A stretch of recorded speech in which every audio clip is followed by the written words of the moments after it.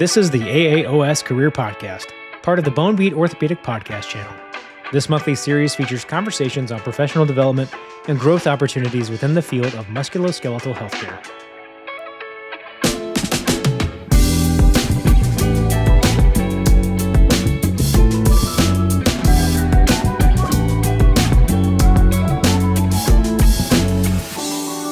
Hello everyone, I'm Rex Lutz, Chair of the Resident Assembly Executive Committee, and this is the AAOS Career Podcast. Today's episode touches on something that every trainee has experienced at some point, but becomes even more important as we transition into our practice: breaking bad news to patients.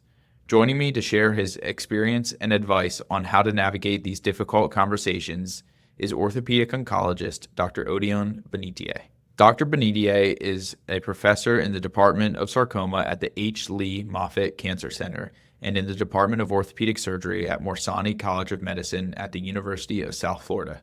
He is also a member of the AAOS Now editorial board. Dr. Binitie, welcome to the AAOS Career Podcast. Thanks for joining us. Thank you, Dr. Lutz. Thanks for having me. So I was curious if you could tell us a little bit about your background. You specialize in musculoskeletal oncology. When did you first realize that this was the career that you wanted? I did 2 fellowships. So I did a pediatric orthopedic fellowship and then a musculoskeletal oncology fellowship. I made that decision about halfway through third year. Going into residency, I settled on oncology early on in intern year, actually, because we had early exposure to oncology. And so love taking care of the patients, the diversity of cases, using a lot of different thinking hats, bringing oncology, cancer care, basic science, all those things, radiology, of course, pathology. And then I went on my peds rotation and loved taking care of children. And then it was a tough decision because I felt like I had to choose one or the other. This is going back almost 20 years now, so the idea about doing 2 fellowships wasn't as common as it is now. And so I was able to reach out to a few of the people around the country who were done tumor and oncology fellowships to get some advice. And the advice was, if you want to do both, and then you figure out the job as it goes on. And so I did pediatric oncology, orthopedics first at CHOP in Philadelphia. Then I came back to Tampa to do my tumor fellowship at Moffitt.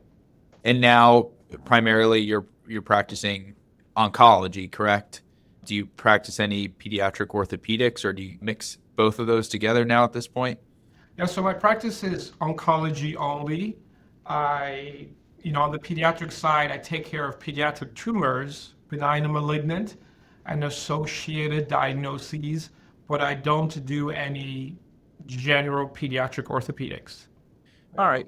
So the main idea of this episode today, one of the things that I've been thinking a lot about is delivering bad news to patients. It's one of those things that's, not fun, but it's a necessary evil of the specialty that you have, orthopedics.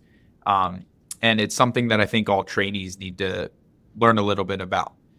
Is there ever a time that during your training period you felt, and I'm sure there was, being, in musculoskeletal oncology and even in pediatrics, that you unfortunately had to deliver bad news? Do you remember any times that it maybe affected you and changed your outcome or outlook on things? Sure. Whether it was me experiencing other people deliver bad news, and in those scenarios, there were things I took away from it that I would want to do and things that I knew I wouldn't want to do. And during residency scenarios where I had to deliver bad news, sure, that came up. Some of the services where the residents had more of a presence compared to others, so like in the trauma service or at the VA, especially as chiefs, we had more responsibility. So sometimes we would be the ones given the bad news, whether it was things as simple as, sorry, but we have to take you back to surgery because of said thing, or even scenarios where it was, you may need to have an amputation or something like that. So as far as with me delivering the news, those are some of the scenarios. And then you bring up a good point of there's things that are not as bad to deliver, and then there's things that are really bad to deliver, right? There's this whole spectrum, and what we think may be bad or not bad news necessarily could be terrible news for a specific patient, right? How do you decipher that, and how do you make that judgment call when you're telling a patient about something to be both sensitive to them, but also get the point across that, unfortunately they had this complication or have to go for this surgery, whatever it may be? How do you balance that? Sure, good question. And I think, like you said, regardless of what subspecialty you go into, you will give bad news to a patient, right? Whether it is the fracture didn't heal and it means you need another surgery, or your total joint has become infected, or your ACL reconstruction didn't work, right? And so I think with any sort of news, obviously having a relationship with the patient always helps to start off, right? But the truth is, sometimes I may meet a patient for the first time and tell them that they have cancer, because every other person they've seen prior to that may not have said anything. And just by reviewing the scans, it's obvious this patient has a sarcoma, right? And so I think, again, relationships help, but I think understanding where the patient is, what the patient understands about their condition, is always helpful, so you know where to start from, right? Somebody walks into my room, my clinic, and I just make the assumption that they know that this is a cancer, and I start talking about sarcoma, and then they look like a deer in headlights thinking, wait, doc, what are you even talking about? Are you saying I have cancer? And you kind of have to walk back and say, okay, this is where I am. So again, I think understanding where the patient is, what they know about their condition, is really important before you start sharing bad news. What kind of questions do you ask to determine their level of understanding of what they have and their diagnosis in front of them? Sure. Obviously in my clinic, I have residents and fellows, so usually they would have gone in to get the history or do an exam. But when I go in the room, of course, I introduce myself and say, Mrs. Johnson, why are you here? And sometimes they will look at the resident and say, well, I just told you.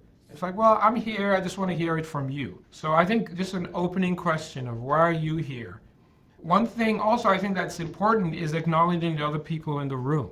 So I will always ask, sir, you are, or ma'am, who are you? Just one, it acknowledges that you are recognizing the other people in the room, which I know that, of course, the patients appreciate that. But also it gives you context, right? Because maybe, on the pediatric side, sometimes there will be a lot of patients in the room with a child and their parents, and maybe sometimes the parents maybe don't want the sibling to hear the news, or an aunt or something like that.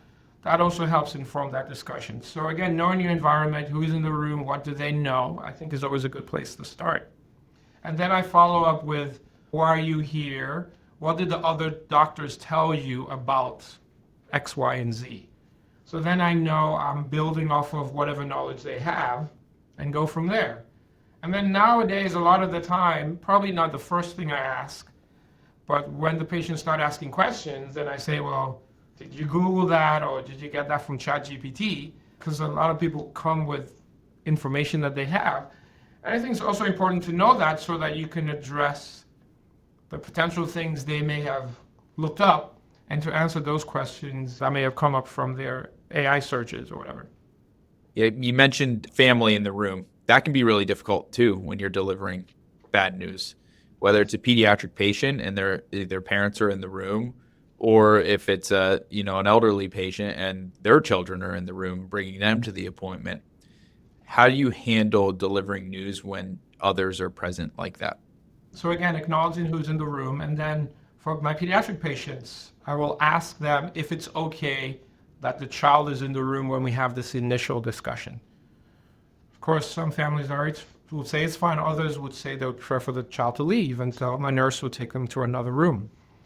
Then we'd go into the conversation, but then in that sort of scenario, I will always bring up with the parents that at some point in time, the child is going to need to know what this is. And so whether it's now or sometime in the near future, we have to come up with a plan to let the child know. And then the reverse for elderly patients who may be there with their caregivers or children, obviously as an adult, I'll ask them, is it okay for us to continue this conversation? And a lot of times you can get hints, right, as to what the flavor is in the room. And of course, the sensitivity of the conversation or what it is that you're discussing may also help inform when you're dealing with an adult patient with other people in the room. But sometimes it may just be a friend who just brought them to the appointment, right? So knowing who that person is, not just making an assumption that that's the spouse or the significant other. And then sometimes you may say, well, do you want your neighbor to leave because we're going to talk about sensitive stuff? Yeah. And then how do you talked about delivering the bad news to a parent with a child. What can be really hard is that fine balance of having compassion, but also being direct and to the point. What's your style? Both of those things, I guess. Yeah, but it's about that's a really, really hard line to walk because you want to be direct and let them know exactly what's going on, but you don't want to tiptoe around what's going on, but you also want to try to be cognizant of all those things, and that's a challenge. No, absolutely. And I think, like in any conversation, active listening is really important in any interaction, right? And in a scenario like this, I think it's even more so. Yes, you want to get to the point at some point in time, but you have to read the room. If I tell a parent that the child has an osteosarcoma and everybody starts crying, I'm going to stop, right? Because nobody's listening to you. And the truth is, after you give a horrible diagnosis like that, they probably will only remember 30 to 40% of what you say afterwards anyway. So taking pauses are definitely important. My nurse always knows there's always a box of tissues in the room, right? So, making sure that's available. But again, listening actively to pick up on the cues of the direction the conversation is going. So to know when to pause, to know when it's okay just to stop. Because sometimes we may just get up to the fact that this looks like an osteosarcoma. The next step is a biopsy. And then the parents may not want to hear the rest. They may not, that is not the time to talk about the 29 weeks of chemotherapy this child is going to see, the limb salvage surgery that they're going to need. Yes, you would like to get all of that out at once, right? But again, reading the room, understanding where they are, because sometimes patients may come to see me and it's their second or third opinion. So they've heard all that initial stuff. There isn't the surprise of a diagnosis. Or in an elderly patient, knowing that this patient has stage 4 cancer, that first time may not be the time I tell them that there's no cure for their disease. But again, it's really trying to thread that needle through the fine line. You should always be compassionate, right? Regardless of whatever the scenario is that you're interacting with a patient. But trying to find that balance between giving the information that you want to get out, but being compassionate to the patient, pausing. Sometimes it's been like, I've definitely left the room and said, okay, I'm going to let you guys just collect yourselves, or we'll take a break, right? We'll get you some water and I'll come back. Then, sometimes I've come back and then maybe a parent comes out of the room and says, hey, let's just continue the conversation because the other parent is with the child and they've heard enough for now. And then, okay, then, we continue with what it is that we need to talk about then. But also, I think it's important to know that you're probably going to need to have that conversation again. Maybe have to call the child of the parent that you just had that conversation with. Nowadays, there are a lot of 3-way calls and all those things for family members that may be away. So just thinking of the patient, of how would you want to be treated if it was you or your family member, and then giving them the grace to accommodate all their wishes. Yeah, that's great. I think a lot of it is reading the room, understanding. That was one of my questions that I was going to ask, is how much detail do you give on the diagnosis? Do you bring them back for a second appointment once they collect themselves and absorb what's happening? So we talked a lot about delivering bad news of a diagnosis. As surgeons, unfortunately, complications happen. How do you deliver bad news from a complication of a surgery that you performed? I think the same principle applies. Say something happened intraoperatively, right? I'll back up. Obviously, the same principle applies, but also being truthful, right? 100% when it comes to a complication. Always tell the truth. Now, an intraoperative complication may occur, and yes, you may mention it to the patient in PACU, but they're probably not going to remember, right? So knowing you're going to have that conversation again. But sharing what you know with the family member in the recovery room, if this was something that happened intraoperatively, is really important, because the last thing you want to happen is that the family member hears from the nurse who heard it from either the patient or maybe residents or whatever it is. So at least having that initial conversation with the family member is important to let them know. And then, of course, once you have a chance to discuss it with the patient, follow up with them. But again, being compassionate, giving as much information as you can, but depending on where you are or the situation, again, being able to read the room to maybe not drill down into the weeds right off the bat, right, of whatever X, Y, and Z of how you're going to manage it. Let them distill the information that you've shared. But then again, I think knowing where the patient is, having to repeat things and answer questions is important. And what happens if they get angry with you? Give them the grace. Now, I think obviously there are different levels of anger. We do live in an environment where there has to be violence against physicians. And so obviously if things are getting out of hand, you need to take all the precautions that are necessary based on your working environment. If it means getting up and leaving the room. If you know this patient already has a history of being angry and violent, maybe having somebody else in the room when you're having the conversation, positioning yourself to be closer to the door so that the person is not between you and the door. Of course, this doesn't apply to every situation, but if we know there's a patient who gets angry and violent, you take that into consideration for sure. But obviously, people are allowed to be angry, acknowledge their concerns, acknowledge a mistake, right? We all make mistakes. Nobody's perfect. Acknowledging that, giving them the time to answer their questions, realizing you're not going to feel better after having that conversation. But as surgeons, we take these hits when things happen, and just letting the patient know is not going to help you feel all the way better. So understanding that, realizing that you're also going through a process to dealing with that complication. So it's okay for you to not feel okay, and obviously to acknowledge where the patient is and to try and meet them where they are. Yeah. And then the other thing I think about too is, I unfortunately had a situation today where we had to talk to a patient and deliver some bad news. And the attending that I'm working with, I could tell that he was clearly upset because he had a complication that he didn't want to have, and he takes it very personally because he cares a lot about what he does and takes a lot of, pride in the way he treats patients. How do you take care of yourself after having these really hard complications or even delivering news where, you're not getting too down on yourself? This is a career that we hope to have a long career and an enjoyable one, but it's also really, really hard. It's a good question, and it's hard, but, use a sports analogy, right? You're the quarterback. You can't keep reliving the last interception that you threw because you've got a whole bunch of more passes. The game is still going on, right? So, one, you have to think, of course, you have other patients you have to take care of. You may have to go and do another surgery, right after that one that had the complication. So it's not all going to be wrapped up at that point in time.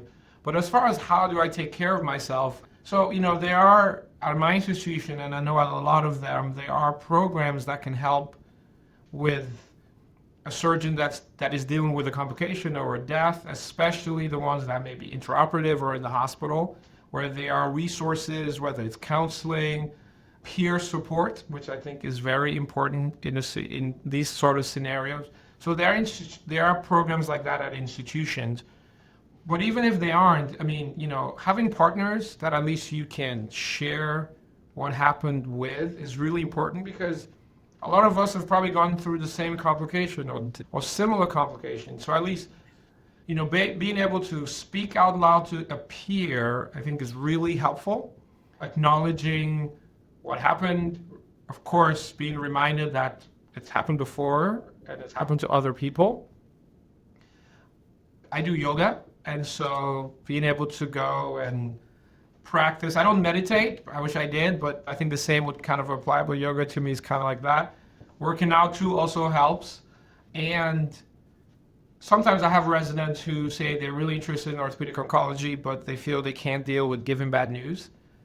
And I feel that I don't think I'm a callous individual that likes to give bad news, but it is something that as time goes on, you get better at trying to compartmentalize things, right, with complications, and not forget them, but again, being able to compartmentalize them where you can go on to the next thing as you still process what was going on with the complication. But significant other, being able to share with that person. Yeah, so those are some of the things I try to do. Yeah, that's good, really good advice. Yeah, I always think about, like, in my training, if I know that I'm training the best I can and spending the hours to get the repetitions in and studying and doing all the things that I possibly can do to be a great surgeon. And then when I'm taking care of patients, knowing that I'm doing my best to take care of them, even if you do have a complication, you find comfort in knowing that you did everything possible. And, I think that helps me as well, because it's a tough field for sure. I guess if there's anything else you would want to give advice, and we have a lot of residents here, fellows, and just newer attendings specifically that listen to this podcast, is there any advice that you would give to us that comes to the top of your mind here? I mean, I would say one, it's great to have partners, it's great to have mentors, and utilize those resources in the good times and the not so good times, right? And, even in this scenario, when it comes to giving bad news, talk to your partner. Hey, what did you do the first time you had a patient who had an intraoperative femur fracture from an anterior hip approach? Like, how did you have that conversation? How did you steer them towards what the plan is? So rely on your resources, mentors where you are or where you trained. But I think even more importantly is we are human, we make mistakes. I think if you treat your patients well, even before the complication occurs, they will understand the complication that happened and be reassured that you will do the thing that it takes to get them better. And so building that relationship from the beginning makes any of those other conversations easier. I started off with the conversation of if I've met the patient for the first time versus a patient who has been mine for a while. And then if we build that relationship and then something happens, then the patient is like, it's okay, doc. I know you sorted out, I trust you, those kind of things. So building the relationships, it is a hard career. It's a profession, right? It's not just a job. And I think taking those things to heart will help when the road gets bumpy, because it will. Regardless of how smart you are, how well you've trained, how many reps you've had, those complications do happen. And so acknowledging that, and then again, building your resources to be able to help you when those things happen are really important. That's great advice. Dr. Binitie, I just want to say thank you so much for joining us today, sharing your expertise. You have a lot of great points there throughout the talk, and I hope that our listeners get some value from this, because I know I certainly did. So thank you. Absolutely. Dr. Lutz, thanks for having me on, and good luck to all the folks out there. Thank you. Thank you for listening to this episode of the AAOS Career Podcast, part of the Bone Beat Orthopaedic Podcast channel. Production and editing provided by MK Quinn Media. Check out the video version of the podcast on the AAOS Career Podcast YouTube channel. To hear other conversations on professional development, please visit aaos.org/The Bone Beat.